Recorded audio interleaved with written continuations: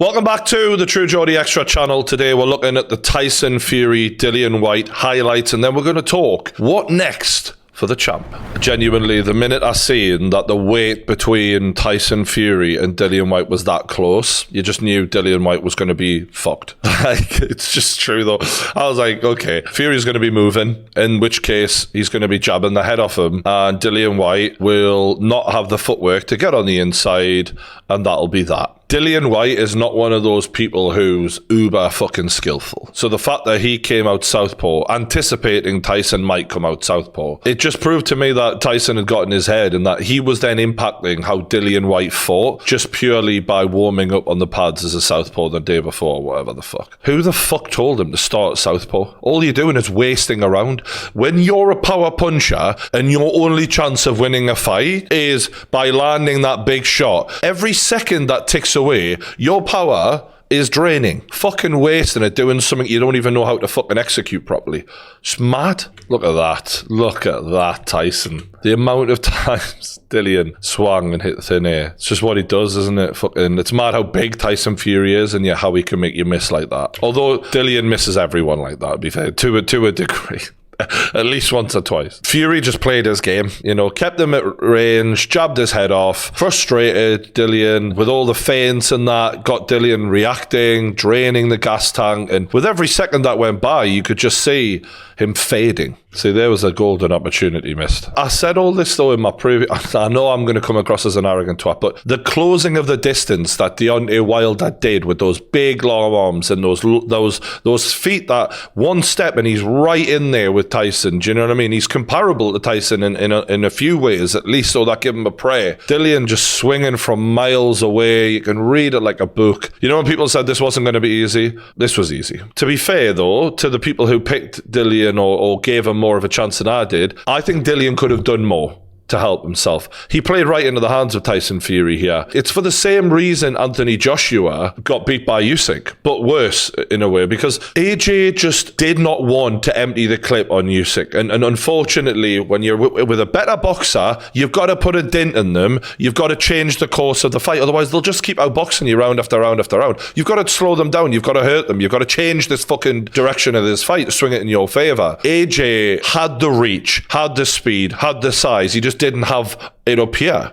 He didn't have the courage, to be honest with you, to pull the trigger and go, all right, I'm either going to fucking go down swinging or I'm going to get my belt back. And AJ just sort of accepted defeat. Whereas Dillian does not have those physical advantages. But then it should have been even more glaringly obvious that he had to pull the trigger and go wild. But it's that feeling of when you're in there with a superior boxer of, oh, I could catch them. I'll just stay with them, stay with the pace. I don't want to empty my tank, you know, because nobody wants to risk that. But that's the only way you're going to beat guys like this. If you're not as skilled as them, you have to equalize it. And the only way you can do that is by punching them square in the fucking face. And sometimes that needs you to take one hell of a fucking risk. And if you haven't got the balls to do that, you don't deserve to be heavyweight champion of the world. It's so mad that Whyte and AJ both fell victim to the same thing, really. See, Tyson's smiling here. This is round 3. And this is where Dillian should be at his most dangerous. And he's just playing around. It's quite funny to see two huge giant men get told off by that little referee. I genuinely think when people were predicting the Dillian Whyte, you know, having any success in this fight, it was because of how good Deontay Wilder did. Deontay Wilder is an elite level heavyweight. Yeah, I know he's not perfect, but people underestimate how good this guy is just because his record has been built up off the back of a lot of bums. But he proved against Tyson where he is. And I think because these two 6'6", 7', 9 giants, whatever the fuck they are, like, they went toe to toe, people gave Dillian Whyte a chance wrongly. Like, he does not have the fucking skill set of a Deontay at all. He's got good power, but he ain't that fucking death touch that fucking Wilder's got, where he just destroys motherfuckers. If we're being honest, he didn't land a significant shot in this entire fucking fight. I like when Fury does that, when he sort of tap, bop, you know what I mean? And then he like says some shit like, hey, that hurt you, did it?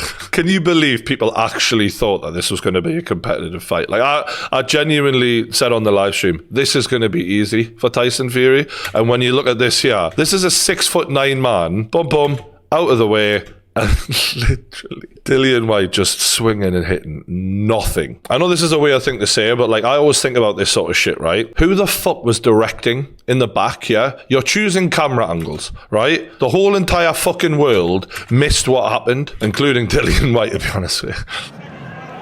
Fury with the uppercut! What a punch! And I did mention in the preview that the uppercut seems to be something that just kills Dillian Whyte every time. Do you know what I mean? And credit to Tyson, he did not throw that uppercut pretty much the entire fucking fight. And then when he did, he disguised it. He blinded him with the jab. He wasn't even hurting him with the jab. He was just getting it out of there so that his face would be covered. And then boom, game over. He actually clearly lands on his back there. It's not like he doesn't land smack on his head, which is what Dillian has since suggested, that the reason the impact was worse was because of the landing on his head. I get why, you know, you want another fucking massive payday, demand a rematch, complain, yada, yada, yada. But like the reality for Dillian, and this is the sad bit of this in my opinion, is you waited all those years, everyone felt sorry for Dillian because, oh, he's the mandatory, should have had his title shot by now. He finally gets his title shot. Didn't do much. Didn't land a glove. Didn't land a fucking glove. And yes, part of that's the skill gap, but also part of it's just that Dillian didn't go hell for leather and didn't give every last thing that he could have given, in my opinion. And I think when he's older and he watches that back, I think he may regret it. You know what I mean? Because he waited so long for this fight and he just allowed it to pass him by.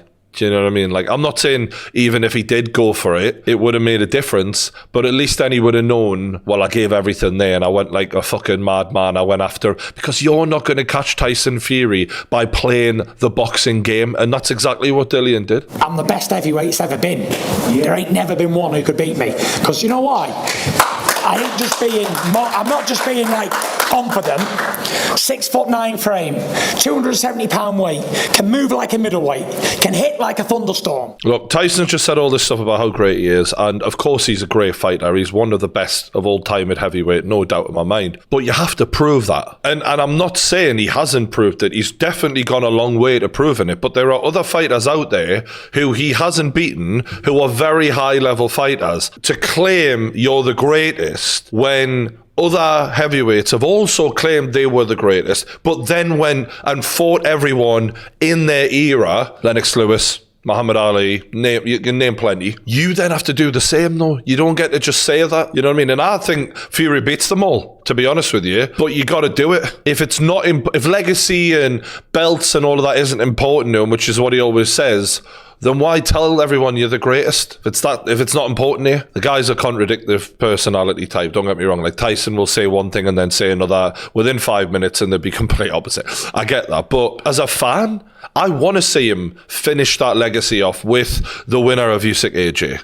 That would be the cherry on the cake, at the very least. A fight with Ngannou, as much as it would be fucking insane, it doesn't give him that. And I think I'd like to see him do the lot. You know, Ngannou, AJ, Usyk, I'd like to see him take 3 more fights. To top it off with Dillian Whyte, it's not the one, is it? You can't look at Dillian Whyte as a cherry on the cake. You know what I mean? He wasn't a champion. He's never been a champion in that level. It's not the epic send-off that he is packaging it up to be. It isn't. You know, I knew walking into this fight that he was going to win easily. So, of course, that's not the one. And as much as Fury's had a great career, those legacy fights are what determines your position in the pecking order. And when a Lennox Lewis has went out there and fought Bruno, Tyson, Holyfield, and all the other legends of the 90s, your claim to the greatest is severely lacking behind that. I've fulfilled everything I've ever wanted to fulfill. I'm going to retire as the only second heavyweight in history after Rocky Marciano to retire undefeated. You know, Big Francis Ngannou was here today. He's on my hit list in an exhibition fight, however he wants it, in a cage, in a boxing ring, boxing gloves, UFC gloves. We can make it happen. I don't understand Tyson Fury. I'm just putting that out there right now. The guy wants to retire and enjoy not having to fight, yada, yada, yada. And then he wants to get in the cage or ring with Francis Ngannou and box him with little fucking UFC gloves.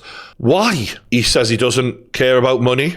So why do that? I don't know if people understand this, but like, just go with me. I called that Whyte fight to a fucking T. So just trust me on this. Francis Ngannou, without doubt, poses more of a risk to Tyson Fury than Dillian Whyte ever did, especially with 4-ounce gloves on. Francis Ngannou is unpredictable. He is way stronger than probably anyone who Tyson Fury's ever been in that fucking ring or cage with, right? And he hits, in my opinion, just as hard, if not harder, than Deontay Wilder. And he's got the ruthlessness and the aggression and the killer instinct to put it on you. He isn't going to do what AJ did with Usyk or Dillian Whyte did with Fury. He will give that 100%. He will just go at it. If you're retired, why would you do that? Like, he has an opportunity, a golden opportunity to end all debate, to answer the questions that the fans have, and to give us the show we really fucking want. We do not want Dillian Whyte versus Tyson Fury. We want Anthony Joshua versus Tyson Fury. We want Usyk versus Tyson Fury. We want the answer. Who is the best heavyweight of this fucking generation? And he's leaving us desperate. I want to know the answer. And I know that, I believe it's him, but I want to see it. I don't want him walking out after beating a guy who couldn't lace the boots of a Mike Tyson, of a Frank Bruno, of a lot of the heavyweights that Lennox Lewis destroyed in his prime. You know what I mean? You can't go around calling yourself the greatest when the guys you've beaten, Lennox Lewis would have fucking flattened as well. You know what I mean? Like, and I know it's not about that for him. It's not about legacy, whatever. But if it's about punching motherfuckers face in, why are you giving up when you're still very, very good at it? What do you think about fight Joshua with Usyk, and you want fight with who? Yeah, I think it was a good fight when it happened last year. To be honest, the honest answer to that is Clark Gable will say, I just don't give a damn. None of my business. And the one thing that I've always prided myself on is never getting involved in anybody else's business. He's literally, all he's ever done is talked about who would win this fight. I literally I've interviewed Tyson where he's literally given opinions on what will happen to AJ's career. Like, he's always been involved in AJ's career. There's a million clips of Tyson Fury talking about AJ. So yeah, I'm left very confused about this. It's a sad way to see Tyson Fury go out. As much as it was a great night, great memory, it didn't quench the thirst for me of that career-defining moment. I'd rather him retired after Wilder 3, if I'm honest, because that was a hell of a fucking win and a fitting win. Dillian Whyte was no threat, no challenge, and not on the level of the elite level heavyweights, in my opinion. He was that in ranking only. His skill set nowhere near that. For me, it would be a huge shame for him not to come back and face the winner of AJ versus Usyk. And I think if AJ wins, that's a lot more likely. So we got to just hope AJ wins and calls him out and causes a shitstorm. Let's go, baby! Let's go! And we have a heavyweight showdown for the ages, because then we could have that career-defining moment. If Fury fights AJ, beats AJ, or even Usyk, that is a fitting end to a great career. But I'm still left wanting more. And maybe that's what Fury's doing here. And maybe he's just a genius marketing scheme. And we're going to end up shelling out a whole load of money, filling another arena. But if that is the end, credit to the Gypsy King. It's been a fucking great watch. And I'm a huge fan. And I'll give him one thing. There will never be another Tyson Fury. So, hope you've enjoyed the video. Don't forget to subscribe for more on True Geordie Extra. Hit that like button. Thanks for watching. And I'll see you later.